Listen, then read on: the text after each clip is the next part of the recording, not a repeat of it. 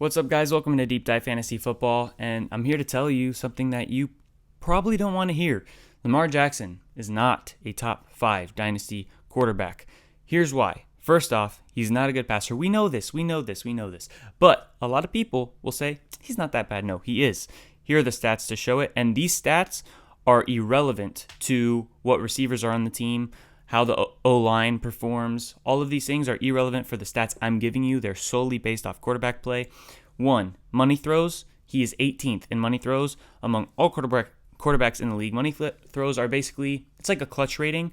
It's basically how many throws you have in clutch time, crucial downs, certain things like that player profiler provides for us. And then they have accuracy rating as well. Accuracy rating is a scale from 1 to 10. They grade every throw based off the basically pinpoint accuracy, where the ball is placed. It has nothing to do with what the receiver does after it. It has nothing to do with whether the receiver catches the ball or drops the ball. Nothing. It's just about the placement of the ball. He's 28th in accuracy rating. That is bottom 5 starting quarterback in the league. 26th in pressured completion percentage. Bottom 7 in the league.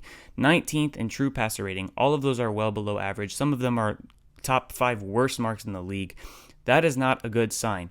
And we know in the NFL, to be a long-standing quarterback with a big, long, successful career, you have to be able to throw the ball. And he is not throwing the ball well at all. But let's talk about his running, because I know he is good because he can run the ball for fantasy. That's why he's great, right? Well, first off, rushing is not going to be sustainable over the long run. He might be able to put up crazy rushing numbers for the next 3-4 years, but we're talking dynasty over a long period of time with quarterbacks. Quarterbacks' careers can last up to 15-20 years.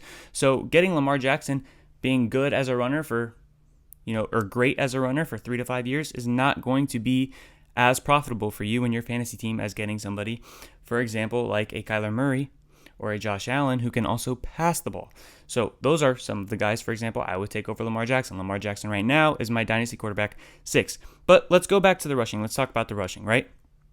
Lamar Jackson is an outlier. He is the outlier at fantasy in this way. He is the only quarterback in fantasy football that gives you more fantasy points when his team is winning than when his team is losing. Most of the time when a team is winning, they choose to run the ball more, which hurts the quarterback. They get less pass attempts. They get less passing yards.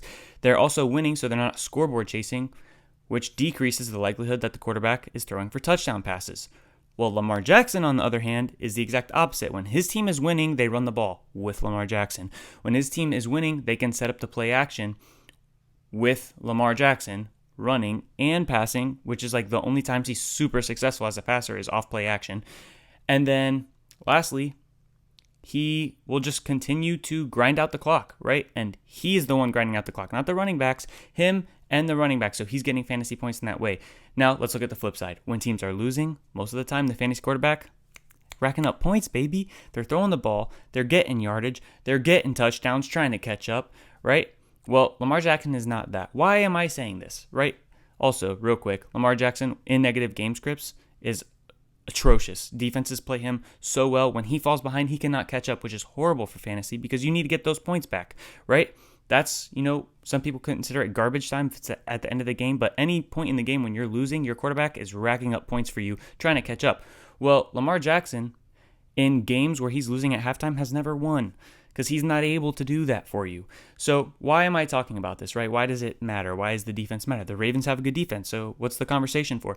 Well, defenses, they flip-flop back and forth very quickly. They can be elite for 2 years, and 2 years later, they could be really bad. And it switches like that because of schemes, coaching, players, contracts, all of those things.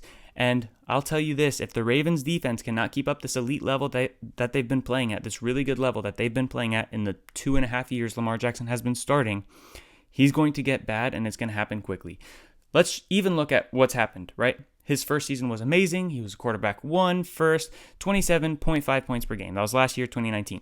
This year, 2020, 22 fantasy points per game, finished 9th. So he didn't even finish top 5 this year. Yes, he missed 2 games, but a lot of quarterbacks missed games. A lot of quarterbacks didn't play at all. Dak Prescott is a good example. That probably would have finished in front of him.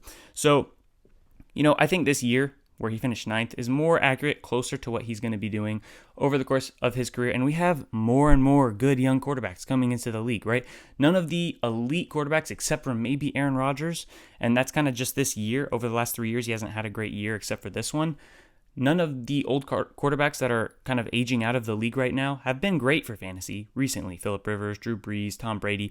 None of those guys have been insane, so they weren't above Lamar Jackson. But all the young guys that are coming in might slide in front of Lamar Jackson. I'm talking Trevor Lawrence, talking Justin Fields, talking Justin Herbert, who I have at quarterback 5, right in front of Lamar Jackson. Joe Burrow, maybe. Probably not, but maybe. He's in a tougher situation.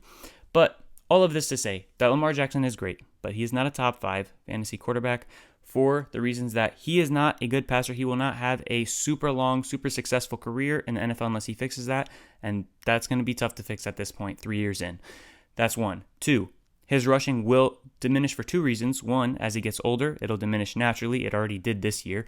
And 3, his rushing will diminish when that defense gets worse and he's forced to pass the ball more, which he's not good at. It'll be easier for defenses to play against the Ravens.